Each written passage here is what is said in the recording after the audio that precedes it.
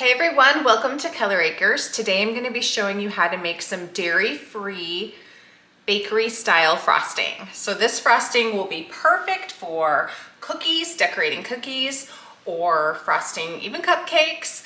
Also sourdough, well, doesn't have to be sourdough, but cinnamon rolls. I recently made some make ahead sourdough cinnamon rolls. I have a video on that. I'll be baking mine on Christmas morning, and this is the frosting that I'm going to frost mine with. So the great thing about this frosting, since it's dairy-free, is you don't have to put anything, you don't have to put what you frost in the refrigerator like you normally would with, say, a cream cheese frosting or a buttercream.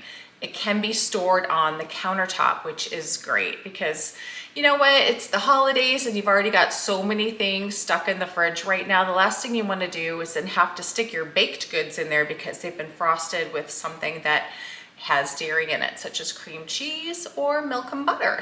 This frosting is super, super good too. So let's get started. What you're gonna need for this frosting is 4 cups of powdered sugar. I have mine measured out here already. I like to get my powdered sugar at Costco. It's a really good price and you get a huge bag so it lasts a long time. So we need our 4 cups of powdered sugar, 1 cup of shortening. You can use vegetable shortening or you can use my favorite avocado oil shortening. I've talked about that many times. That's what I'm going to use. We need 1 cup of that. And you can find this, the brand is Chosen. They sell it at Target. I've talked about it many times. If you've seen any of my other videos, it works really great when you're melting chocolate too. It's just great. It's great to have some of this around. So again, 1 cup of shortening, then a teaspoon of almond flavoring, almond extract, and a teaspoon of vanilla extract. Now, if you want your frosting to be a bright white for some reason, then you might want to go with a clear vanilla extract.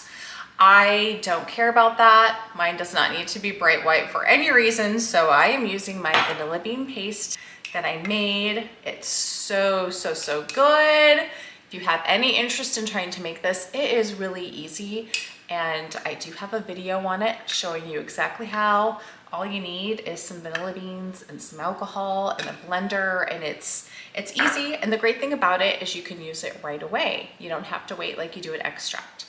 So let's get started. You can mix this by hand if you want. I'm going to use my mixer. I'll just mix a little faster and better that way. I recently cut this recipe in half for my daycare kids to frost cookies with, and I just mixed it out by hand. So you can also, if you don't want the amount of frosting this is going to make, cut the recipe in half.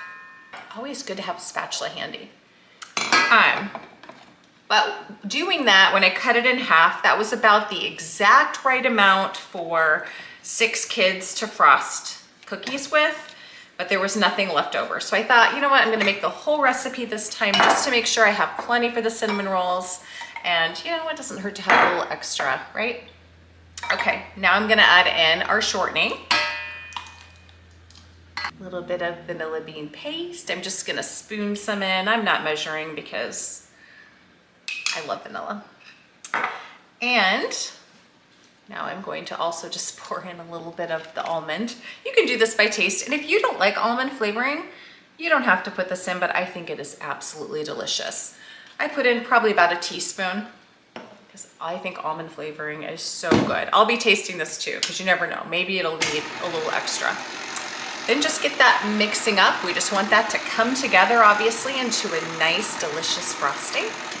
I did forget, you do need a little bit of milk or water actually to add in as well. I'm gonna use almond milk. To make it totally dairy-free, you could just use water, or almond milk is also non-dairy, so still going to be dairy-free, but I did forget this step. Sorry about that. We're going to need approximately 4 tablespoons of this. I'm just going to pour because I know approximately what a tablespoon looks like. And obviously we just want to get to that nice frosting consistency, so that's all we're looking for. It doesn't have to be exact. You just want to get it to that right consistency and that right taste.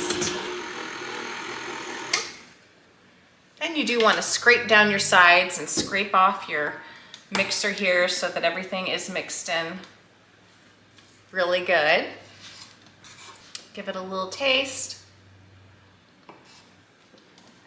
Delicious. Mine needs a little bit more almond. So again, just go by taste.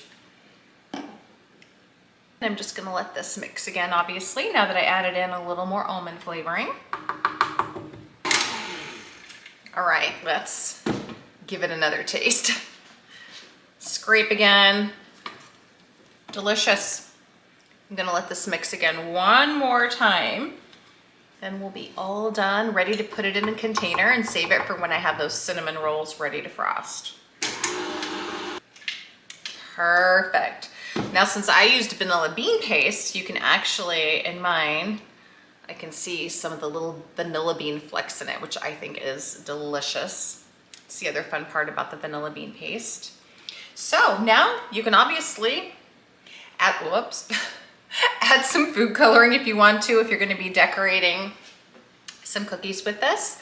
Otherwise, I don't have to do anything with mine. I'm just gonna get her in a container and set it aside until I frost those cinnamon rolls in a couple of days. Thanks for watching, guys. If you're loving our videos, please hit the subscribe button and give us a like.